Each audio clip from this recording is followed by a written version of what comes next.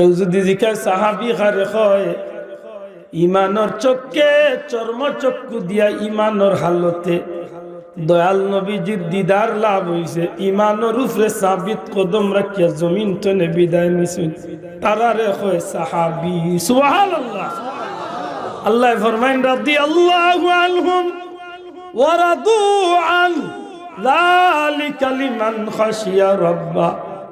নবীজি ফরমাইন আল্লাহ আল্লাহ ফি আসহাবি লা তাত্তাখিযুম গারাদাম মিন বাদি ফামান আহাব্বাহুম ফাবিহুব্বি আহাব্বাহুম ওয়ামান আবগাদাহুম ফাবিবুগদি আবগাদাহুম আও কামা ক্বালা আলাইহিস সালাতু ওয়াস সালাম।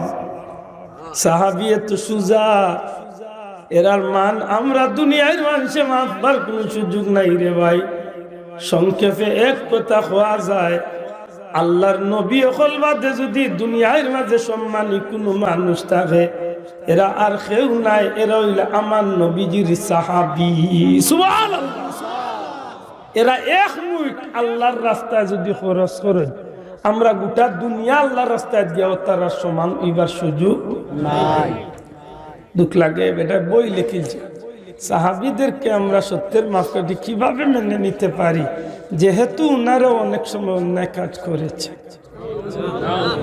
অথচ কুরআন শরীফে কিতাব প্রমাণ করে রাদিয়াল্লাহু আনহুম ওয়া রাদু আন। যেমনি ভাবে আমার নবীর সাহাবী হল তারার খাস কর্ম দিয়া আমি আল্লাহরে রাজি করি লাইছে, খুশি করি লাইছে, আমি আল্লাহ আমার নবীর সাহাবী হলর কাজের উপরে রাজি খুশি হয়ে গেছি। বলে এরার জীবনে যে ত্যাগ, এরার জীবনে যে ত্যাগ করছেন রে ভাই, গোটা পৃথিবীর মুসলমান হলে ভুলবার কোনো সুযোগ নাই। এরা এই জমিনে মনে কিছু দৃষ্টান্ত রাখিয়া গেছেন, কিয়ামত পর্যন্ত উম্মতে মুহাম্মদী তারা একজনের হাজার কোটি ভাগের এক ভাগ মেহনত করবার সুযোগ আমরা জীবনে আইতো কর্ম তো দূরের কথা, আইতো না, আইতো আইতো। রাসূল আকরাম সাল্লাল্লাহু আলাইহি সাল্লাম এই জমিনের মাঝে যে সময় ইসলাম গরিব আছিল, মক্কার জমিনে যে সময় ইসলাম গরিব আছিল, মদিনার জমিনে যখন আমার নবীজি যাইবা, এর আগে মুসলমান হলর যে নিষ্ঠুর নির্যাতন মুসলমান হলর উপরে, বাবা আমরা আলিম হলর মুখগুনি হযরতে বিলাল রে এইভাবে নির্যাতন হইছে, হযরতে খাব্বাব রাদিয়াল্লাহু তাআলা ওইভাবে নির্যাতন হইছে, হযরত আম্মার ইবনে ইয়াসির রাদিয়াল্লাহু তাআলার পরিবারে এইভাবে নিষ্ঠুর নির্যাতন করা হইছে।